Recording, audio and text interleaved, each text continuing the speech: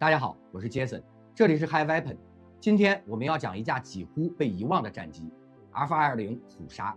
它诞生于冷战最紧张的年代，拥有比同时代战机更快的爬升、更先进的航电、更低的维护成本。它的目标很明确，让中小国家也能拥有接近一流的空战能力。可就是这样一架技术成熟、量产准备就绪的战机，在最后关头被停产，从未进入现役。为什么？是技术不够好，还是政治不允许？今天我们就把这段风尘的故事完整拆开。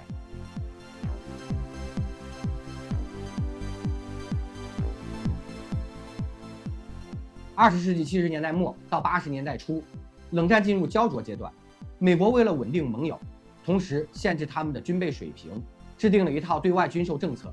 可以卖先进战机，但不能卖与美国现役同等水平的型号。这样既能让盟国有足够的防御能力，又能避免他们在技术上接近美国本土空军。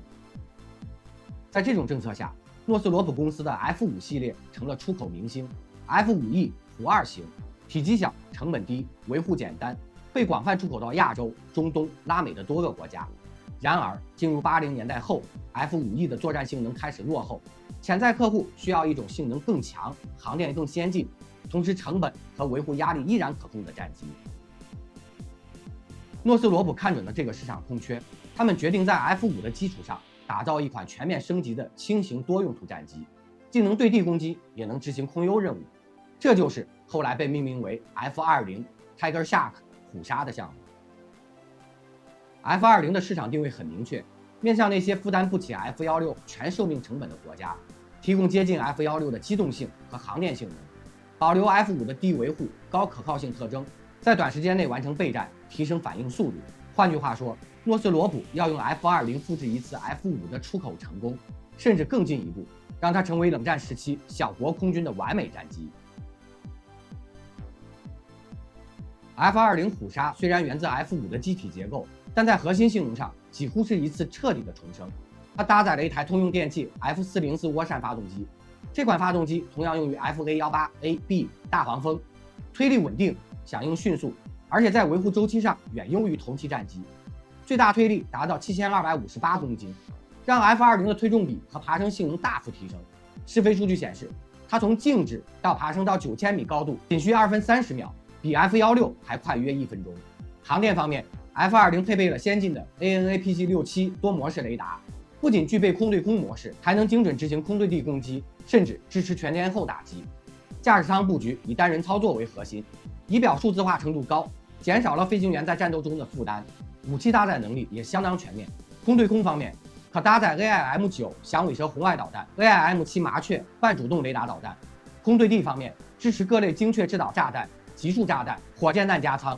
机炮方面，内置 M39A2 20毫米机炮，在最大外挂状态下 ，F-20 的武器负载接近3.6吨，对于一款轻型战机来说非常可观。与同期的 F6AB 相比， F-20 的优势并不在于绝对机动性，而是作战反应速度与维护便利。F-20 可以在短短60秒内完成发动机启动， F-16 需要4分钟以上，地勤人员只需不到一半的时间就能完成 F-20 的常规维护，平均每小时飞行维护工时低于6小时，而 F-16 超过10小时。这些特性意味着 F-20 特别适合突发备战和小规模空军高频出动的场景，这正是许多中小国家的实际需求。从纸面性能和任务适应性来看， F-20 确实有资格被称为 F5 的终极进化版，甚至在某些战术场景下是 F-16的更优选择。F-20 从一开始就面临一个致命问题，它没有美国空军的订单。在冷战时期，想要把一款战机卖到海外，最有力的背书就是美国空军在用。而诺斯罗普的 F-20 从立项到试飞，美国空军都没有计划采购，这让潜在客户质疑，如果连生产国自己都不用，买它是不是风险太大？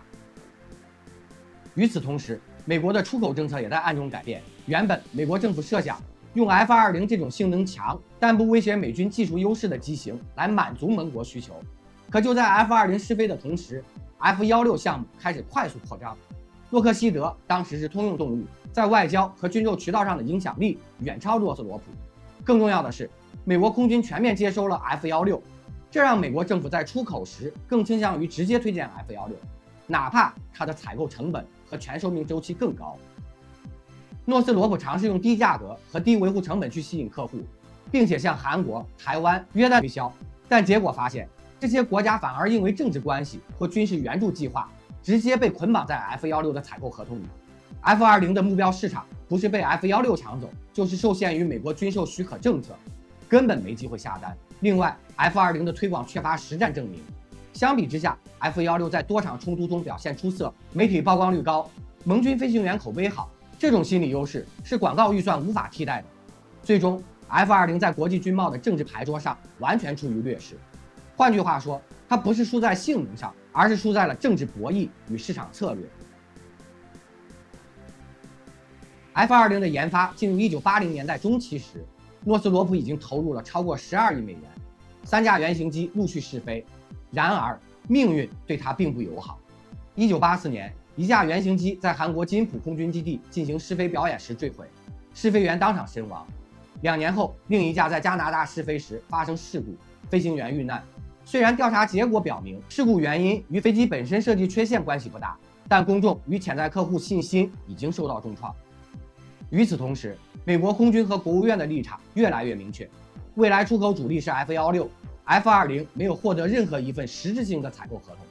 在失去政治支持、市场渠道被堵死的情况下，诺斯罗普在1986年宣布终止项目，第3架原型机就此停飞。尽管如此 ，F-20的技术遗产并没有消失，它的 AN/APG-67雷达技术后来被韩国 T-50精英高级教练机和 FA-50轻型战机借鉴。航电一体化和单人驾驶优化理念，成为后续轻型多用途战机的重要参考。低维护、高出勤率的设计思路，在现代空军中依然是评估新型战机的重要指标。F-20没有进入量产线，但它证明了一个事实：有时候技术先进并不足以赢得市场，政治与战略才是更强的对手。假如 F-20在1980年代成功量产，并进入多国空军服役，它很可能会成为冷战时期小国空军的首选主力机型。